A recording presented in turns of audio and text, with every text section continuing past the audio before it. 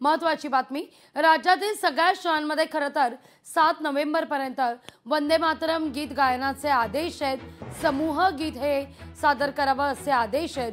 वंदे मातरम गीताला 150 वर्ष पूर्ण झाल्यानिमित्तानं हे आदेश देण्यात आलेले आहेत। राज्य शासनानं तसं परिपत्रक जारी केलंय। पण लोकशाही मराठीनं पुणे असू दे, मुंबई असू दे, छत्रपती संभाजीनगर राज्यातील विविध ठिकाणी जेव्हा रियालिटी चेक केला तेव्हा मात्र असं निदर्शनास आलं, या उर्दू शाळांमध्ये वंदे मातरम गीताच्या समूह गायनासंदर्भातला कार्यक्रम हाती घेण्यात आलेला नाहीये। काही शाळांमध्ये म्हटलं जात आहे परिपत्रक मिळालं नाही, काही ठिकाणी म्हटलं जात आहे तो परिपाठाचा भाग आहे, आम्ही सादर करतो पण आता सादर करू शकत नाही। एकूणच काय तर सारवासारव करण्याचा हा सगळा प्रयत्न झालेला आहे। पण वास्तव हेच आहे, राज्यातल्या उर्दू शाळांमध्ये वंदे मातरम या समूह गीताचं गायन होत नाहीये। जे 7 नोव्हेंबरपर्यंत कार्यक्रम हाती घेण्यात आलाय राज्य सरकारकडून।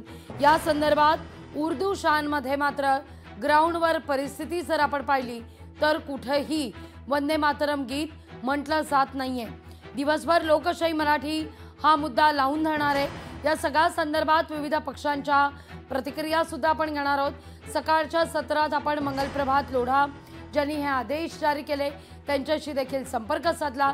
त्यांनी देखील लोकशाही मराठीशी बोलताना आश्वस्त केलेलं आहे, तुम्ही राज्य सरकारला या सगळ्या मुद्द्यावर जागं केलं त्याबद्दल आभार अशा शब्दात मंगलप्रभात लोढा यांनी लोकशाही मराठीचे आभार व्यक्त केलेले आहेत।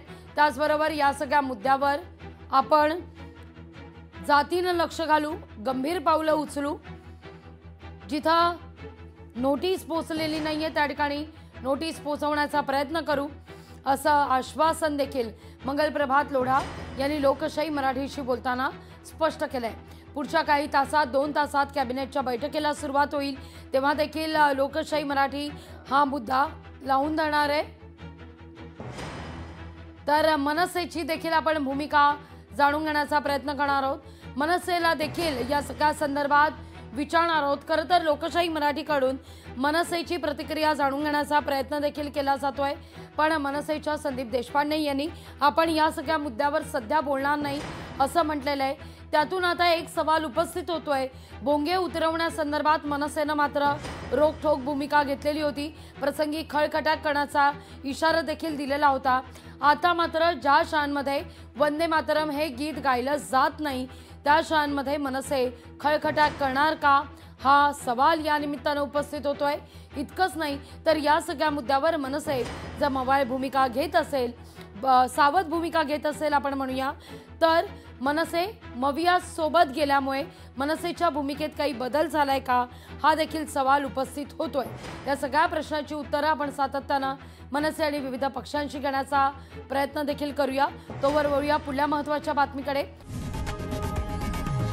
लोकशाही मराठी ऐका, पहा, जागरूक रहा।